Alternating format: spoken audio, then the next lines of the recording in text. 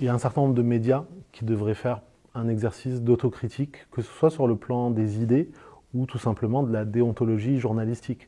Je vois un certain nombre de procédés qui sont à l'œuvre dans le traitement du fait musulman de manière générale et des questions d'islamophobie de manière particulière. Dans le regard médiatique, les musulmans sont soit des méchants, soit des ignorants. Donc les musulmans qu'on montre à la télévision, soit ça va être des gens qui tiennent un discours véhément, hostile, qui vient confirmer le stéréotype qu'on voudrait dresser, soit c'est des gens qui sont là pour leur docilité.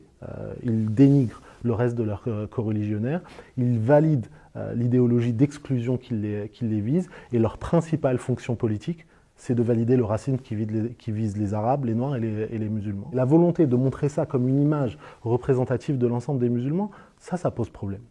Et quand, très rarement, il y a des fenêtres où, au bout du compte, on ne peut plus cacher la parole musulmane, et donc on est obligé d'inviter des gens, ne serait-ce que pour donner les apparences de la pluralité du débat, là, en fait, on va avoir des interlocuteurs musulmans qu'on met en accusation.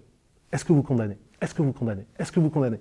Est-ce que vous êtes d'accord avec tel imam ? Est-ce que vous êtes d'accord avec telle structure ? Est-ce que vous avez dénoncé ? Est-ce que vous avez publié un communiqué ? Comme si au bout du compte, en fait, il y avait une espèce de tribunal médiatique, et à chaque fois qu'il y a un homme ou une femme musulmane, il devait être lui ou elle comptable de ce que font 1,8 milliard de musulmans à travers le globe. C'est comme ça que, sur une échelle de temps de 2, 3, 4, 5 ans, on se retrouve avec des plateaux télé qui, au bout du compte, j'ai même pas envie de dire que c'est le café ou le troquet ou le guichet du coin, mais par contre une espèce de club raciste où en fait on est dans des monologues collectifs, où moi je pense qu'il faut interdire ceci, et l'autre arrive et dit ouais, je suis complètement d'accord, mais encore plus interdire ce serait bien. Oui, mais quand même les Tchétchènes ça pose un problème. Oui, mais aussi les Arabes ça pose un problème. Oui, mais moi je propose qu'on les remigre tous. Oui, mais moi je pense qu'il faut interdire le foulard dans l'espace public. Oui, mais moi je pense que critiquer les violences policières c'est inciter à la guerre civile. Oui, mais moi je pense qu'en fait les associations qui dénoncent le racisme sont elles-mêmes racistes. Et cette dynamique-là,